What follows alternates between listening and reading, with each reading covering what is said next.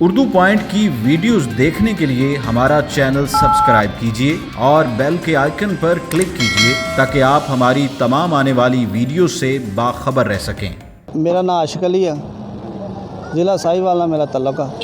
ये मेरे तो कम से कम मैंने 18-20 साल तो मैं कारोबार कर रहा। पहले मैं कराची काम करता सी, हुण मैं लाहौर काम करता। ये फायदेमंद चीज़ है जी। इहदे फायदे है कि इन्हें दिल दिमाग नूं ताज़ा करना वा, मैदे नूं फ्लैश करदा, मसाने नूं मजबूत करदा वा।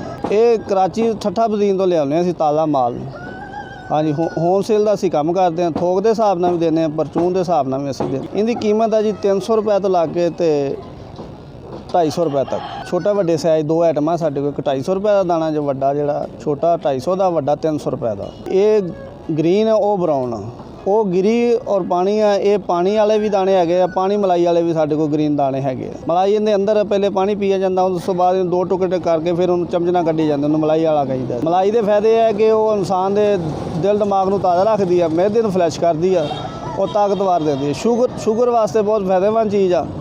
ब्लड प्रैशर वास्ते बहुत फायदेमंद, औरत और मर्दा वास्ते दोनों वास्ते बहुत फायदेमंद चीज़ है। ये समझ नाल ये 300 रुपए का जी। खुश्क इस टाइम असीं दे रहे हैं 220 रुपए 200 रुपए का। ये श्रीलंका का माल जो साडे को फूल वाले भी दाने है ने श्रीलंका के, ते दूजे भी दाने है ने। पाइयां जिहड़ा खास दाना ना श्रीलंका का, उन्होंने देखना पैंदा खड़का के, उनकी आवाज़ अगर सही आए तो उन्होंने असीं चंगी तरह उन्होंने साफ करके ग्राहक नूं दसीदा, इन्हां चीज़ां नूं खोल के दसीदा। इन्हां दी अखां दे विच वेखीदा कि अखां नरम आ तो खराब दाना, अगर अखां सख्त इहदे विचलियां तो दाना सही है। हाँ जी, आ भाईजान असीं तुहानूं अखां जिहड़ियां इन्दियां नारियल दियां चैक करा रहे हैं। इनकी पहचान जिहड़ी इन्हां अखां तो हो जाती है कि दाना सही है या खराब है। ये इन्हां अखां तो असीं पहले वेखना हुंदा, दाने नूं चैक करना हुंदा। ये जिहड़ियां अखां वा ये 3 नज़र आ रही सामने, ये आ वेखो, ये मजबूत है। जिसले सानूं पता लग जाना भी आवे इस तरह आवाज़ आनी चाहिए अखां दे कोल, ये फिर दाना जिहड़ा बिल्कुल सही है। ये असल इनकी पहचान है। खोलना इस पासों, इस पासों खोल के फिर इनू इस तरह करदे करदे पेचकस ना खोलना वा, थोड़ी ठोकर लाई जानी है, दाना खुलता जाना। आस्ता जिहा पहले पानी कढ़ लेना, उस तो बाद गिरी कढ़ लेनी। पानी दे विचों गिलास कम से कम गिलास पानी का निकलता, फौरी पी लेना चाहिए। ज़्यादा देर इनू